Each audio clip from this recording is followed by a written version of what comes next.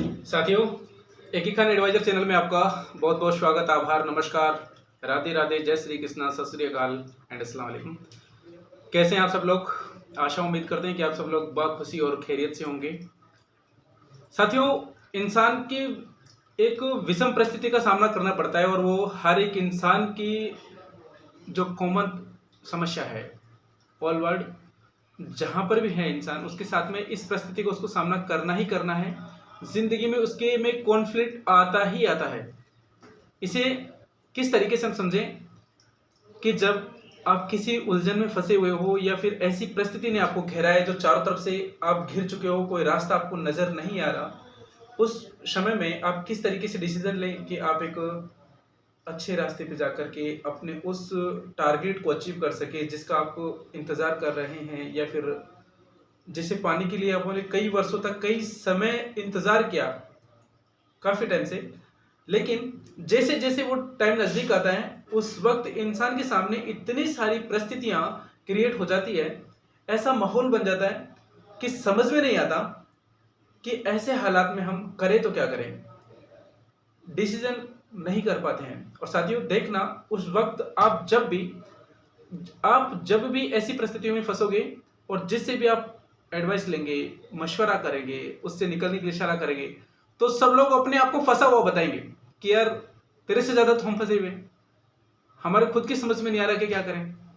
ऐसे हालात में आप किसी से अगर हेल्प मांगने की कोशिश करोगे तो पहले ही आपसे दूर भगने की कोशिश करेगा, रास्ता बताने के बजाय। ये परिस्थितियां आपके किसी लक्ष्य उद्देश्य को लेकर के हो सकती हैं, आपकी किसी कामयाबी को लेकर के हो सकती है, या फिर किसी कोई चीज का आपको चुनाव करना है, सिलेक्शन आपको करना है, उस सिलेक्शन को लेकर के हो सकती है। साथियों, ऐसी परिस्थितियां, जब दो परिस्थिति एक साथ खड़ी हो जाए और दोनों में से एक को आपको लेना है, वो कहते हैं द्वंद्व कॉन्फ्लिक्ट कहलाता है। वो द्वंद्व की परिस्थिति होती है। द्वंद्व पैदा होता है कि यार करें तो क्या करें, किसको छोड़ें और किसको अपनाएं। एक तरफ नौकरी पाने की इच्छा है, दूसरी तरफ पैसा कमाने की इच्छा है। मजबूरन परिस्थिति क्या आ पड़ी है कि अब से पहले आपका जो चल रहा था तो एक अच्छे तरीके से आपके पेरेंट्स भी, आपकी फैमिलीज वाले आपको अच्छे से फीडबैक दे रहे थे और अच्छे तरीके से आपका सारा मैनेजमेंट अच्छे से चल रहा था। लेकिन जैसे ही आपका टारगेट नजदीक है, 6 से 7 महीने आपका उस एग्जाम को क्रैक करने का टाइम है कि आने वाले नेक्स्ट 6 या 7 मंथ में आपकी वो एग्जाम होने वाली है, और उसी वक्त आपके लोग सब आपको बिल्कुल दूर हट जाते हैं, आपका साथ छोड़ देते हैं। ऐसी परिस्थितियों में अब आपको नीड है, पैसा भी चाहिए, आपके बच्चे भी हैं, फैमिली भी है, उनको भी आपको सरवाइव करना है और अपने टारगेट तक भी जाना है। अपने पूरी लाइफ में अब तक जितनी आपकी एज हुई है, 30 प्लस जितनी भी आपकी एज है, अब तक आपने जो संघर्ष किया है, उसका डिसीजन और उसका नतीजा आने में सिर्फ 6 से 7 महीने बाकी हैं। उस डिसीजन को अपनाएं या फिर एक कुछ समय के लिए आई हुई परिस्थितियों को अपनाकर, इन पैसों की जरूरतों को अपना करके हम उस टारगेट को पीछा कर दें। साथियों, ऐसी मुसीबत हर एक इंसान के साथ में आती है, चाहे वो किसी भी एंगल में लो।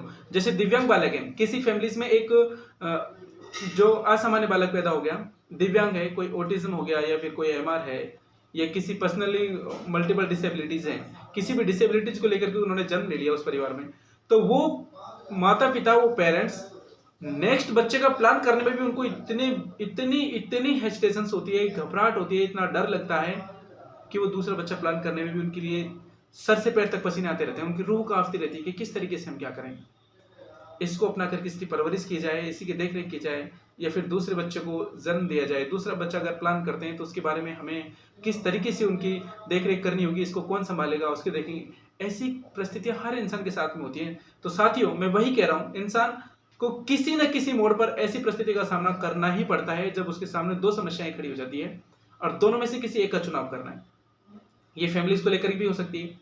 कई बार ऐसा ऐसा माहौल पैदा हो जाता है कि अपनी वाइफ का बात को माने या फिर अपनी मदर की बात को माने, दोनों इंपॉर्टेंट है। माँ को भी नहीं छोड़ सकते तो वाइफ को भी नहीं छोड़ सकते। अब उस परिस्थिति में अपनाना किसको है, वो डिसीजन आपका होता है और आप उस वक्त किस विवेक से अपना काम करते हैं, तो वो आपकी समझदारी और आपकी इंसानियत और आपका एजुकेटेड होने का सारी चीजें वहीं से कॉन्फ्लिक्ट होती है साथियों, और वही अपने जीवन का डिसीजन लेते हैं। इस वक्त में मैं फिर आपसे एक चीज़ याद दिलाना चाहूँगा साथियों, जब भी आप ऐसी परिस्थितियों में फंसें, ऐसा मोड़ आपके जीवन में आए, तो उससे निकलने का सबसे आसान और सुरक्षित तरीका जो है वो ये है कि अपने आप को जज्बाती ना होने दें। जल्दबाजी बिल्कुल भी ना करें। अगर आपको सही डिसीजन लेना है तो अपने आप को रिलैक्स करें और बार बार आपके दिमाग में जो चीज़ अलार्म कर रही है, आपको बार बार इंडिकेटर दे रही है कि नहीं आप ये कर लो, ये ज़्यादा बेटर है। आप कंपैरिजन करें दोनों में। कंपैरिजन करने के बाद में जो आपका दिल और दिमाग दोनों की जो ट्यूनिंग हो जाती है, जो चीज़ आपके दिमाग और दिल बोलता है, उसे आप डिसीजन में लें। वो आपको एक सही सफलता की तरफ लेके जाएगा और आपका कदम उस तरफ बढ़ाएगा जहां पर आपको अच्छी सफलता मिलने वाली है, आपको अच्छाई मिलने वाली है। चाहे भले से उस वक्त वो बुरी लगे, किसी की नज़रों में वो गलत हो, लगता है, लेकिन अगर आपका दिल और दिमाग उस चीज़ पे आपको बार बार इंडिकेट कर रहा है कि यार ये आपके लिए ठीक है, निश्चित तौर पर उस पर हमें कदम बढ़ाना चाहिए। साथियों, कभी एक चीज़ आपने देखा होगा कि आपको कई सपने ऐसे होंगे कि आपको बार बार तंग करते हैं, दिन में सोते वक्त, रात में सोते वक्त, बार बार हर बार आपको बार बार वो दिखाई देते हैं। ऐसा क्यों होता है? आपके अंदर जो अचेतन मन में दबी हुई बात है वो बार बार आपके दिमाग में आकर आपको इंडिकेट करती है कि आपकी लाइफ में आपने सोचा ना कभी, यार मुझे सपने में आज ऐसा दिखा है, यार शायद कुछ बुरा होने वाला है, मेरा दिमाग नहीं लग रहा, मेरा मन नहीं लग रहा, बेचैनी हो रही है, शायद कुछ गलत होने वाला है।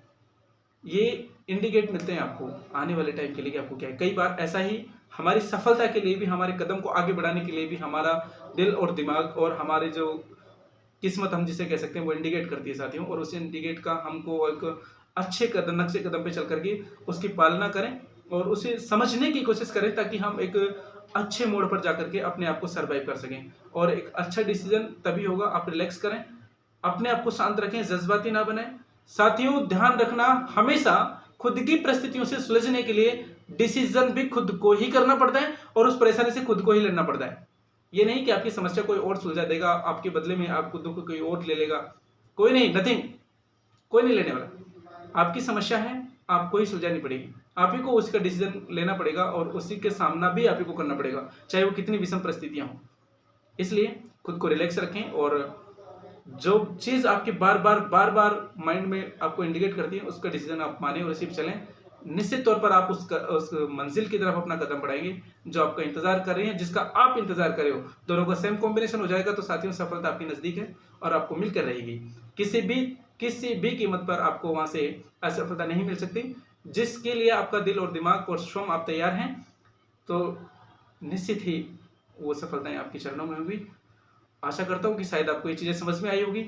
साथियों, वीडियो को लाइक करें, शेयर करें, चैनल को सब्सक्राइब करें और जो भी आपका राय मशवरा हो आप कमेंट सेक्शन में जरूर भी बताएं। साथियों, मिलते हैं नेक्स्ट वीडियो में नए टॉपिक के साथ, तब तक के लिए नमस्कार।